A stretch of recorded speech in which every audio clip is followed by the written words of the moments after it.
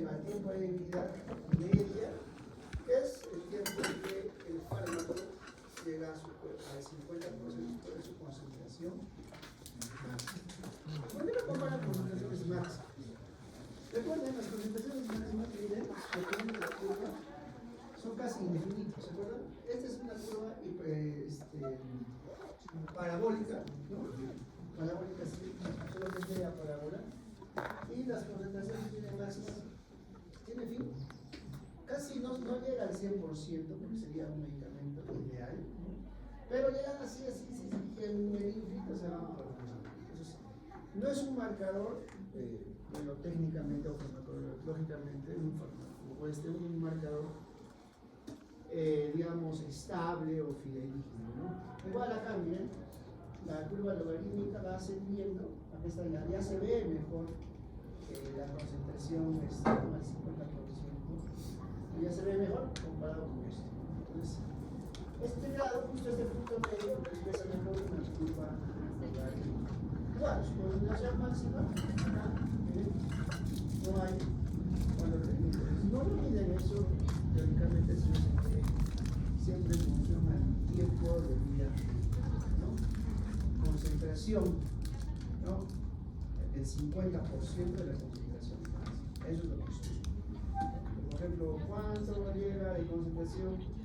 El tiempo de vida media de un fármaco A versus tiempo de vida media versus un fármaco B. Y usan justamente, traducen en esta curva, ¿no? Que es más entendible, lo que dice el libro, esta curva parabólica, ¿no? Es como trabajar unidades de servicio, ¿no? O sea, yo no quiero trabajar en milímetros, me parece muy pequeño, muy chiquito. Mejor lo estudiamos en metros o quizás en kilómetros para que nosotros podamos comprender, ¿no? A eso se refiere esto, que no se me olvide, ¿no? Eficacia y afinidad, ¿no? Miren, la afinidad es simplemente la capacidad del fármaco de unirse a un sitio, nada más. Miren, capacidad de unión o fijación del fármaco a su receptor, nada más. O sea, afinidad es solo la unión del fármaco a su receptor. Este receptor puede ser inhibido, puede ser incluso estimulado, puede ser, etcétera, etcétera. Entonces, no necesariamente la afinidad no necesariamente indica inhibición o no necesariamente indica que tenga un efecto estimulante, simplemente es la unión del fármaco a su receptor. Eso ya hemos visto, ¿no? Acá tienen la misma afinidad, ¿no es cierto? O sea, se une a su mismo, digamos, al sitio de acción, se une, en realidad, no al mismo, no es tan semejante como una llave, ¿no? Pero finalmente se une al mismo sitio de acción, o sea, es la unión del fármaco a su receptor. Tienen la misma afinidad, pero, sin embargo, por ejemplo, en mi lado derecho, bueno, en vuestro lado izquierdo, ahí dice, miren, hay un agonista, y en el otro lado está un antagonista. Ambos se unen al receptor, ambos, pero tienen diferentes efectos. Uno es agonista y el otro es antagonista. El agonista, por supuesto, tiene eficacia, mayor eficacia versus un antagonista. Ahora vamos a ver el receptor, si adelantamos un poquito. Miren, vamos a adelantar un poquito. Son curvas finalmente, ¿no? Miren acá, por ejemplo, acá miren. Acá está la leyenda, todos los he puesto leyenda, ¿ya? Miren acá, miren por ejemplo, acá está el receptor, ¿no? El receptor. Y acá tiene dos sitios, ¿no? Entonces, el receptor tiene varias subunidades, ¿no? ¿Se acuerdan del canal de cloro? Hemos visto el canal de cloro. El canal de cloro tiene varias subunidades, ¿recuerdan? Ahí está, ¿no? Miren. Por ejemplo, en la subunidad alfa se unen las benzodiazepinas. En este caso, todos estos fármacos barbitúricos, benzodiazepinas, etanol y el ácido gamma-aminobutírico, ¿qué están haciendo con este canal de cloro? ¿Están estimulando o inhibiendo? ¿Inhibiendo? Están estimulando, o sea, potenciando al canal de cloro inhibitor. O sea, recuerden que el canal de cloro es inhibitorio, ¿no? Hace pasar cargas, ¿el cloro qué carga tiene? Negativa, ¿no? Del extra al intracelular. Entonces se llama hiperpolarización. Durante ese periodo de hiperpolarización no se puede, o no puede dejar nuevo impulso nervioso, ¿cierto? Entonces, el canal de cloro es inhibitorio. Lo que están haciendo acá estos medicamentos, ¿qué están haciendo? Son agonistas, están potenciando la actividad del canal de cloro. En otras palabras, están potenciando una actividad inhibitoria, no se olviden, no se confunden. Otra forma de decirlo son, ¿qué serían? Agonistas, antagonistas. ¿Ah? En este caso, agonista del canal de cloro, ¿no? ¿Por qué? Porque está potenciando un efecto, está potenciando su acción. Solo que en este caso, pues el canal de cloro es un canal inhibitorio, entonces no se confundan, ¿no? Claro, que están relacionados ustedes más con un canal excitatorio, ¿no? Es un canal inhibitorio. El canal de cloro, recuerden, en los mamíferos, el canal de cloro es un canal inhibitorio, ¿no? ¿Ya? Entonces, ¿por qué hemos retrocedido? Porque el canal de cloro tiene varias subunidades. Puede haber otros medicamentos, claro, en este slide no están los ejemplos, ¿no? Pero acá solo tenemos benzodiazepinas, barbitúricos, etanol, que están potenciando el efecto inhibitorio, o sea, potenciando el canal de cloro. Pero hay otros medicamentos que lo van a, en vez de potenciar, ¿qué van a hacer? Lo van a inhibir. En este caso, si inhibes al inhibidor, ¿qué resultado tienes? Estimulas, pues estás inhibiendo un canal inhibitorio. Entonces, ¿qué está haciendo al final? Un efecto estimulante, ¿no? Entonces, también sobre otro sitio, ¿no? Del mismo receptor puede unirse un agonista como un antagonista. Claro. Entonces, eso se llama afinidad, ¿no? La unión del fármaco a su receptor. Y no necesariamente significa que sea inhibitorio, y no necesariamente significa que sea estimulante. O no necesariamente significa que sea agonista o antagonista. Eso es muy diferente. Entonces, para que lo tomen en cuenta, ¿no? Entonces, acá, ¿no estamos? Entonces, afinidad es la unión del fármaco a su receptor. Ya hemos visto esto. Y eficacia o actividad intrínseca, es lo mismo. Eficacia o actividad intrínseca. La eficacia se mide, ahora se podrá.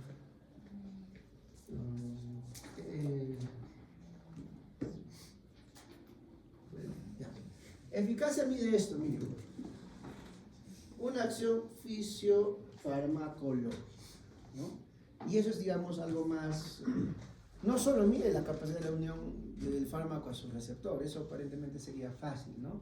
La eficacia ya es algo más complejo, ¿no? Es como que, ¿qué les he dicho? Les he explicado también, ¿no? Eso ya mide el efecto clínico, ¿no? Eficacia del fármaco del paracetamol producido por el doctor versus la eficacia del paracetamol producido por el doctor, ¿no? Entonces, ¿tendrá la misma eficacia? Entonces, ¿cómo se llaman esos estudios para comparar el bioequivalente, ¿no? Entonces, la eficacia va más allá de simplemente la unión del fármaco a su receptor, sino ya ¿qué dice? Una acción fisiofarmacológica. En conclusión, un efecto clínico, ¿no? Efectos clínicos tiene, eso se llama ya, y es algo más complejo, tiene muchas variables, del cual se podría estudiar, la eficacia de tal, ¿no? Entonces es muy diferente a afinidad, ¿no? Complejo fármaco-receptor. El complejo fármaco-receptor mide, o sea, el complejo al unirse el fármaco con el receptor, mide una actividad biológica, ¿no? Ahí está. Complejo fármaco-receptor, actividad biológica. Pero no solo basta la unión del fármaco con su receptor, hay muchas variables, ¿no? Desde la capacidad de los receptores, desde las vías de señalización intracelular, hasta su efecto, ¿no? Pero el complejo fármaco-receptor busca una actividad biológica, ¿no? Miren, magnitud de la respuesta, ¿ya? La respuesta, mira, proporcional al número de complejos fármaco-receptor, por supuesto, ¿no? Es proporcional a la unión del fármaco a su receptor, ¿ya? Es más de lo mismo. Agonista versus antagonista, ¿no? ¿Qué es el agonista? El que potencia un efecto. Y el antagonista inhibe un efecto. Nada más. O sea, si inhibe un efecto, el efecto puede ser pues el efecto inhibitorio o excitatorio, ¿no? Como en el canal de cloro. ¿Cuál es el efecto del canal de cloro? Inhibitorio. Entonces, si es un agonista, pues las benzodiazepinas, los barbitúricos son agonistas del canal de cloro. ¿Hay otros fármacos antagonistas del canal de cloro? Por supuesto, hay muchos fármacos antagonistas del canal de cloro. Por ejemplo, hay unos anestésicos inhalatorios que vamos a ver después. Hay varios fármacos que son antagonistas, ¿no? Por ejemplo, el mismo antídoto de las benzodiazepinas, ¿cuál es? ¿Se acuerdan los antídotos? Antídoto de la warfarina, pregunta el examen que siempre suelen preguntar. Antídoto de la warfarina, vitamina K. Antídoto del paracetamol, N-acetilcisteína. Antídoto de las benzodiazepinas, del fentanilo, que es un analgésico opioide, naloxona, naltrexona, ¿ya? Y antídoto de las benzodiazepinas, diazepam, flumacenil. Entonces, el flumacenilo, ¿qué hará con el canal de cloro? ¿Qué creen que haga? La benzodiazepina se une al canal de cloro, lo estamos viendo, ya no vamos a ver esto, ¿no? Entonces, ¿qué hace el flumacenil? Si es un antídoto de las benzodiazepinas. Exacto, inhibe los canales de cloro, ¿no? Es más, compite por su sitio de acción con las benzodiazepinas. O sea, hacen un antagonismo, si es por el mismo espacio, por la misma subunidad del receptor, hacen un antagonismo competitivo. Porque también hay un antagonismo no competitivo, ¿no? Entonces, por eso es importante, por eso estamos reduciendo el canal de cloro, porque recuerden que ese canal tiene varias subunidades, ¿no? Por ejemplo, ¿cuántas subunidades tiene? Alfa, beta, gamma y delta, ¿no? Por ejemplo, las benzodiazepinas, ¿a qué subunidades se están uniendo? ¿No? Alfa, beta, gamma o delta. Gamma, ¿no? Ya. Entonces, gamma, ¿no? Sobre ese sitio de acción, sobre esta subunidad, sobre esa, actúa el flumacenil, o sea, es un antagonista competitivo en este caso del sitio de las benzodiazepinas, ¿no? Y también habrá otros antagonistas que no se van a unir al mismo sitio, sino a otro sitio, deben entender, ¿no? A otro sitio, pero aún así el efecto neto, ¿cuál va a ser? Inhibir, antagonizar ese receptor. Por eso dicen agonista, antagonista, es un efecto nada más, ¿no? Agonista es potencia un efecto, antagonista anula un efecto. Y el efecto puede ser inhibitorio o estimulante. ¿Qué canal excitatorio conocen? Ya el canal el canal de sodio. Otro. Lo contrario del GABA, ¿cuál es? El GABA es ácido gamma-glutírico, o sea, es inhibitorio. NMDA, receptores N-metil de aspartato, ¿no? De la acetilcolina ya hemos hablado, ¿no es cierto? Y los receptores de N-metil de aspartato, receptores NMDA, ¿qué son? Receptores excitatorios. ¿Y los receptores inhibitorios cuáles son? Receptores del GABA, por ejemplo, ácido gamma-amino. ¿Qué es el canal de cloro? ¿Ya? ¿Qué es el canal de cloro? ¿Qué más? Miren que el antagonista no es como una llave, ¿no? Por supuesto, no es como en este grado, no es como una que está así, así cabal al 100%, ¿no? Pero está anulando un efecto, ¿no? ¿Ambos tienen la misma afinidad? Digamos que en general sí, porque se unen el fármaco a su receptor. Ahí se acabó la afinidad, ¿no? Lo demás ya, por ejemplo, si potencias el efecto, buena eficacia, si no, no tienes nada de eficacia, ¿no? Regulación de receptor, esto es bonito, ¿no? Esto es bonito, bien bonito esto. Ya les he explicado esto, ¿no? La regulación, down regulation, up regulation, sí les he explicado. Otra vez retrocedemos. Acá, ¿no? Miren, olvídense que ya los triángulos morados, Olvídense que son, acá dicen neurotransmisores, olvídense, es cualquier fármaco. Cualquier fármaco. ¿Qué fármaco digo? Cualquier fármaco. Un fármaco X o un fármaco A, ¿no? Ante la ausencia del fármaco, X, mucho tiempo, ¿qué pasa con los receptores? Aumenta, ¿no? Upregulation, ¿no? En el tiempo, no en la etapa 1, en el tiempo, ¿no? Mucho tiempo hay falta de este fármaco, entonces el cuerpo ¿cómo se adapta? Aumentando sus receptores a ese fármaco. Ahí está en el gráfico, ¿no es cierto? Eso es upregulation. Se adapta, ¿no? Se adapta. Y eso explica los efectos de dependencia, tolerancia, ¿no?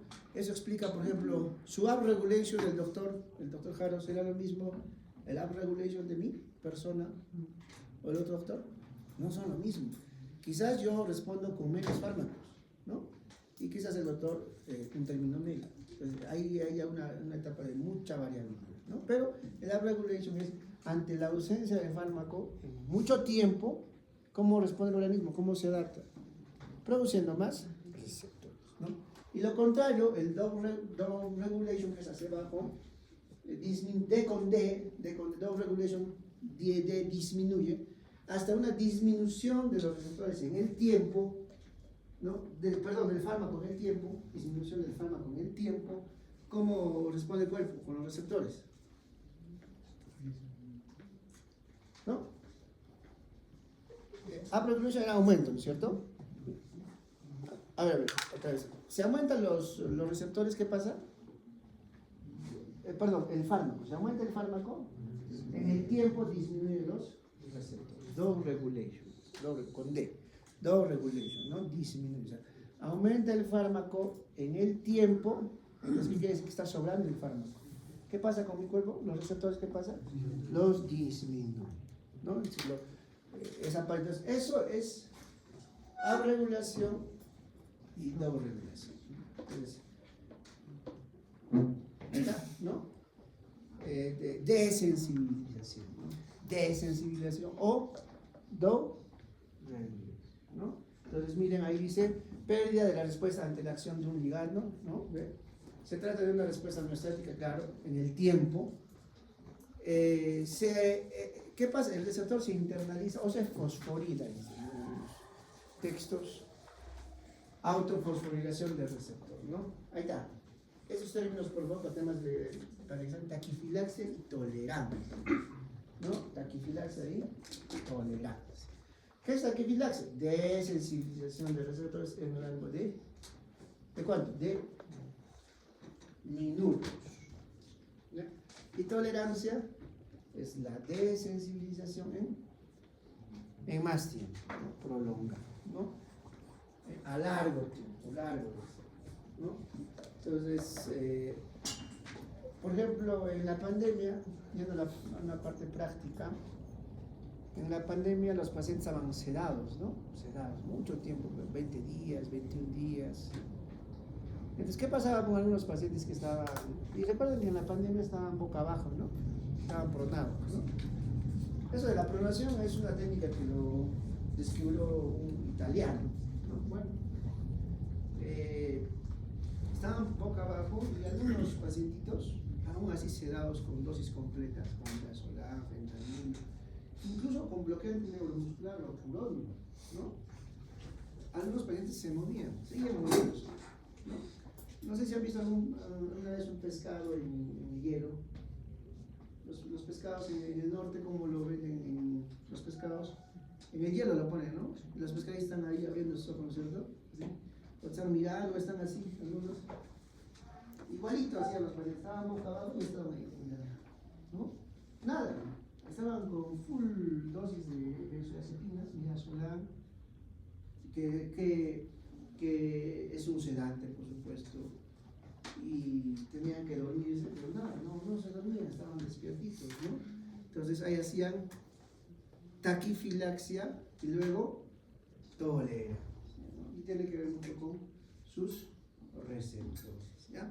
Entonces, D con D, ¿ya? Desensibilización, down regulation, ¿ya? Low regulation. Entonces, la capacidad del cuerpo a responder ante, ¿no?, un aumento del fármaco o una disminución del fármaco, pero en el tiempo. Por ejemplo, otra vez, por ejemplo, ese paciente que estaba sedado 21 días con midazolam, ¿hay un exceso de fármaco o un déficit de fármaco? Un exceso de fármaco. Es como responde el cuerpo con sus receptores. Dice, entonces, ya el fármaco, así tú aumentes más cantidad de fármaco, ya no hay receptor. Entonces, como si le pasaras agua, y por eso el paciente no se dormía. Claro, los primeros días se dormía, pero luego hacía un periodo de taquifilaxia y finalmente hacía periodos de tolerancia. Ahí se explica justamente los procesos de dependencia y cómo el paciente de UCI despierta con agitación psicomotriz, como locos. ¿Por qué? ¿Por qué pasa eso? Porque no están sedados y lleva pues al nivel de receptores, ¿no? Despierta con delirio, agitación psicomotriz. Les das clonazepam, ¿crees que le va a hacer efecto? Una vez que le has suspendido la sedación. Nada, o sea, cantidades de midazolam que ha recibido, pues el clonazepam imposible, ¿no? Entonces tenemos que poner otros fármacos, propofol, tenemos que poner quetiapina, risperidona, aloperidol, que son antipsicóticos que tenían otro efecto, ¿no? Porque los receptores de benzodiazepinas ya estaban casi nulos del paciente, ¿no? Ahora, esa respuesta es muy variable paciente a paciente. Por eso algunos no hacen ni tolerancia ni taquifilaxia normal, despiertan tranquilos, etcétera, etcétera. ¿Ya? Listo, miren, ahí está curvas, concentración, efectos, ya hemos hablado, ¿no? Entonces, allá es la curva, ¿no?, parabólica, ¿no? Y la otra es la curva logarítmica, ¿no? Ahorita miren, en la izquierda, a bajas concentraciones, ¿no?, pequeños aumentos producen grandes cambios de electro. O sea, solo está acá, estamos tratando de explicar un poquito cómo varía. Por ejemplo, en el punto 10, a ver, comparen, ¿cuál es más grande? Varía un poco, ¿no?, el punto. O sea, como que en la logarítmica se va un poco prolongando, ¿no? Entonces, por eso dice acá, ¿no?, a bajas concentraciones, pequeños aumentos producen grandes cambios de efectos, ¿no? Y también bajas concentraciones, por ejemplo, porque este punto, ¿dónde estaría acá? Más o menos en el 30, ¿no? Este punto, para llegar a este tamaño. Más o menos tendría que estar acá más o menos, ¿no? Entonces, esta curva, por eso dice, miren, por eso dice, a bajas concentraciones, pequeños aumentos, o sea, pequeños aumentos, ¿no?, producen grandes cambios, ¿no? Por eso es que esta es la calidad de esta curva, ¿no? En cambio, la otra es diferente, ¿no? ¿Y alcanza un techo fisiológico? Acá. Si hay un techo, ¿no? Pero alguien igual. En la derecha no permite identificar el efecto máximo, el techo de la curva. Concentración efectiva. ¿Qué es la concentración efectiva? Ahí está. Eso me falta, ¿no? Como su nombre lo dice aquí en los gráficos. ¿Dónde estaba? Ahí está. Concentración efectiva. ¿Qué es? La concentración a la cual el fármaco llega al 50% de su concentración máxima, ¿no? Como su nombre lo dice, concentración efectiva. Lo mismo. Está relacionado al tiempo de vida medio. Pero que en este caso ya no es tiempo, sino es concentración, ¿no? Si hablamos de tiempo de vida media, es tiempo en la cual el fármaco llega al 50% de su concentración máxima, ¿no?, en la sangre. Y la concentración efectiva, la concentración al 50% de la concentración máxima. ¿Ya está? Eso hemos hecho. Eficacia y potencia, ¿no? Potencia, concentración del fármaco con la que ejerce el 50% del efecto máximo. Esa es la potencia, 50% de su efecto máximo, ¿no? ¿Por qué la potencia mide el 50% del efecto máximo? Porque la curva, tanto parabólica como logarítmica, ¿no?, sobre todo la logarítmica, me permiten comparar mejor, porque la concentración máxima en sí, el fármaco no se comporta, pues, no se puede estudiar los fármacos con concentraciones máximas, mucho menos comparar, ¿ya? Eso hay digamos, un tema teórico un poco más amplio, ¿no? Más amplio, física, bioquímica, etc.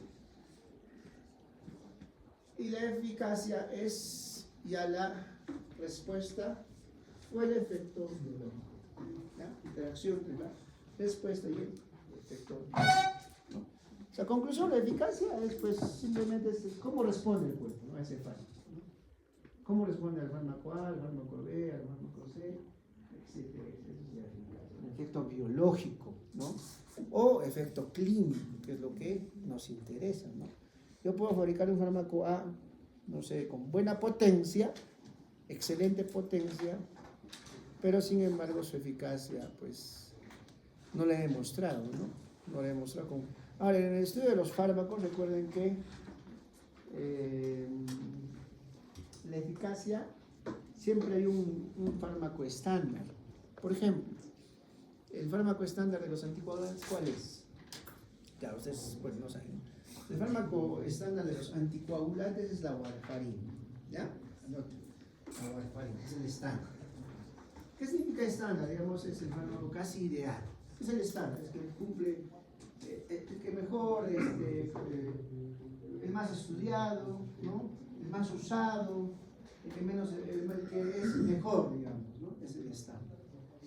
¿Y qué fármacos están saliendo, los nuevos anticoagulantes, para el mercado, ¿no? Que se comparan con la warfarina? Todos los nuevos anticoagulantes se comparan con la warfarina, ¿ya? Por ejemplo, la Vidaca, en sus estudios, ¿no? En sus estudios clínicos, ha comparado su eficacia frente a warfarina, ¿no? Se está comparando warfarina versus la Vidaca. Otros anticoagulantes tenemos el apixaban, tenemos el rivaroxaban, los nuevos anticoagulantes orales. Este es el rivaroxaban, apixaban, igual. ¿Se han comparado con cuál? Con el estándar. ¿Cuál es el estándar de los anticoagulantes en este caso? La warfarina. Listo. Ahí nada más, miren, a ver, la potencia, la potencia, hay incluso potencia relativa y absoluta. ¿Qué será la relativa? ¿Se acuerdan de biodisponibilidad relativa? Absoluta, casi similar, ¿ya? Pero bueno, ya no pongamos ya la potencia, solo potencia. Miren la curva de arriba del fármaco X versus el fármaco Y. A ver, miren sus potencias, su concentración efectiva. O sea, la concentración, el 50% de la concentración del fármaco, ¿no? Miren, droga X, droga Y. A ver, comparen. Ahí están, ¿no? Están comparando potencias. Acá, miren, es en la... ¿no? Y acá, ¿no? Miren. Ambos, ¿no? Tienen la misma eficacia. Miren, ¿cuál es la diferencia entre las dos curvas? A ver.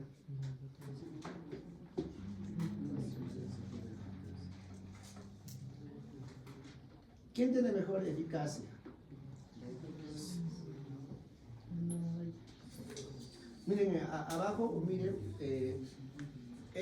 hay mucha distancia entre la droga X y la droga Y. En cambio, acá sí llegan a su concentración máxima, ¿no? Casi al mismo nivel, ¿no? Y a ver, comparen el 50% de la concentración máxima, ¿no? Acá, ¿no? Acá, en esta. Y acá también, ¿no? Ya. ¿Qué droga en abajo no está llegando a su concentración efectiva? ¿O qué fármaco no está llegando al 50% de su concentración máxima? No, porque no, miren acá. Ahora, hay mucha diferencia, pero quizás pasando más tiempo se estén aproximando, ¿no? Pero en este caso, para efectos prácticos, esta droga Y tiene menos eficacia de la droga X, ¿ya? ¿Por qué? Porque no está llegando al 50% de su concentración, que sería el de arriba. El punto de referente es el de arriba, este punto. Este punto, ¿no? A este, ¿no? Y arriba, ¿cómo está? Sí llega a su concentración máxima, pero la concentración efectiva, ¿quién demora más? El morado, la droga Y, ¿no? Versus la droga. Eso explica las curvas. ¿No? Ahí está, miren. La curva B, la curva A, la curva C, la curva D, etcétera, etcétera, ¿no? Si yo trazo una línea, ¿no?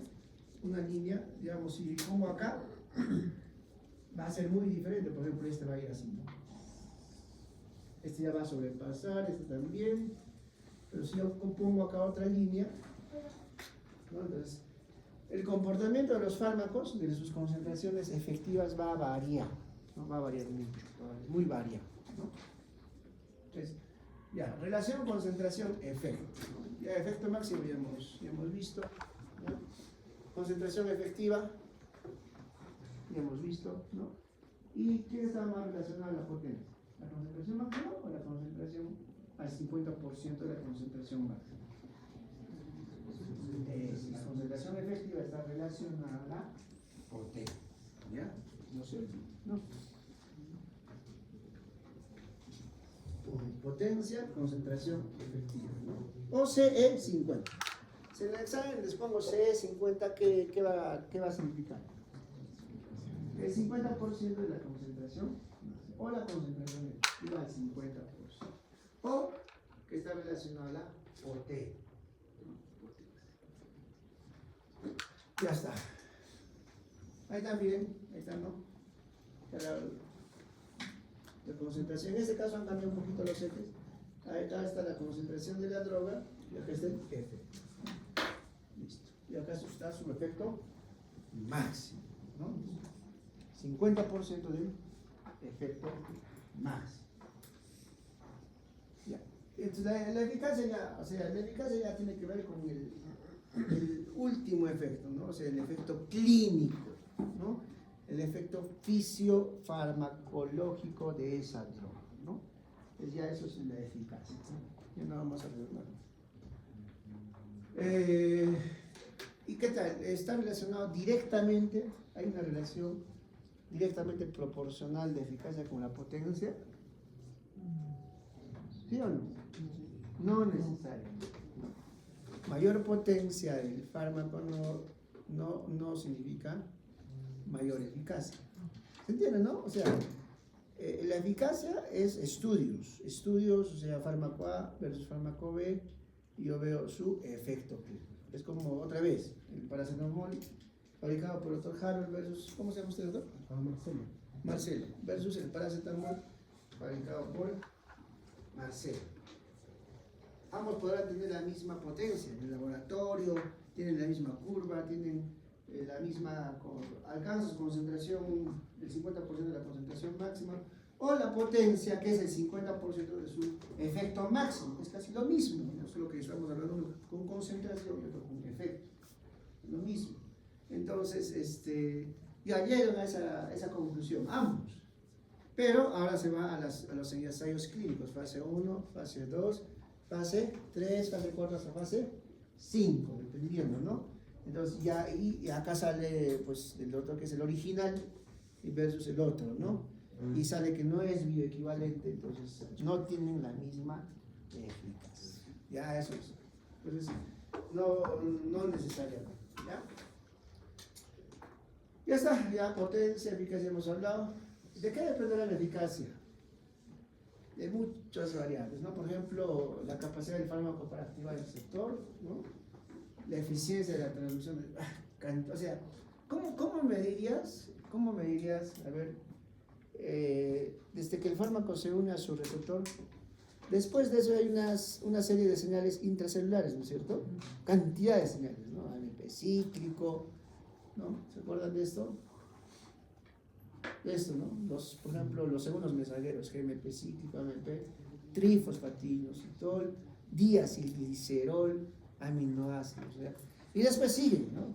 Proteínas sinasas y efecto. ¿Cómo medirías todo esto? Teóricamente acá lo está resumiendo en esto, ¿no? ¿De qué depende? ¿No? La capacidad del fármaco para activar el receptor. Ya se ha unido el fármaco a su receptor, ya está. Segunda variable, está haciendo un resumen, ¿no? La eficiencia de la transducción de la señal. Muy variable, ¿no? O sea, cómo es la transmisión de las vías metabólicas intracelulares después de que el fármaco se ha unido a su receptor. Otro, la reserva de receptores del sistema, ¿no? ¿Cuántos receptores tendrá acá el doctor? Digamos 20 receptores para benzodiazepinas. ¿Usted cuánto quiere tener? 50 receptores para benzodiazepinas. Entonces el efecto va a ser mejor en acá, porque tiene 50 receptores. En cambio el doctor acá tiene pocos receptores para benzodiazepinas, por tanto voy a requerir más dosis, ¿cierto? Más dosis para poner. Es más, ¿usted quiere tener receptores limitados o ilimitados? Ilimitados. O sea, tú le das benzodiazepina, va a seguir uniéndose a su receptor. Y acá quizás tiene limitado. Entonces, tú le das benzodiazepina, ya se saturó, y así tú le des más benzodiazepina, es como si le pasaras agua porque ya no tiene receptores. Hay un término también, saturabilidad de los receptores. ¿Ya? Listo, ¿qué más? La capacidad máxima del órgano receptor. Ya está. Y no depende únicamente pues, de su afinidad. Si fuera solo afinidad, o sea, solo unión del fármaco al receptor, sería fácil. Hay muchas variables. Después de esa unión del fármaco al receptor, señales intracelulares, etcétera, que no tienen que ver mucho en la eficacia, ¿no? Ahí está, más curvas. Esto pasamos, ahí están más curvas. Ahí lo pueden leer, ¿no? Ya, entonces, ¿qué es el mecanismo de acción? El mecanismo de acción tiene que ver con farmacocinético o farmacodinámico. Farmacodinámico, con M, mecanismo de acción, ¿no? Entonces, el mecanismo de acción no solo es la unión, digamos, del fármaco a su receptor, sino es más complejo, ¿no? El mecanismo de acción es la secuencia específica de eventos moleculares y celulares mediante los cuales el fármaco produce un efecto biológico observable. Ese es el mecanismo. No solo la secuencia, recuerden que el fármaco se une a su receptor, ya. Ahí no acaba. Después de eso, ¿qué pasa? Hay una cascada de señales intracelulares. Después de eso, ¿qué hay? La unión quizás a su receptor, ¿no? Si es un fármaco donde su receptor está en el núcleo, el fármaco se une a su receptor nuclear. Ya está. Después de eso, ¿qué viene? Otra cascada de señales intracelulares y finalmente la síntesis de proteínas. ¿Y finalmente qué? Un efecto. Todo eso tiene que ver con el mecanismo de acción, ¿no? Entonces, el mecanismo de acción no solo es la unión del fármaco-receptor, es toda la cascada de vías intracelulares para producir un efecto biológico. Y no solamente un efecto biológico, sino un efecto biológico observable. E incluso medir.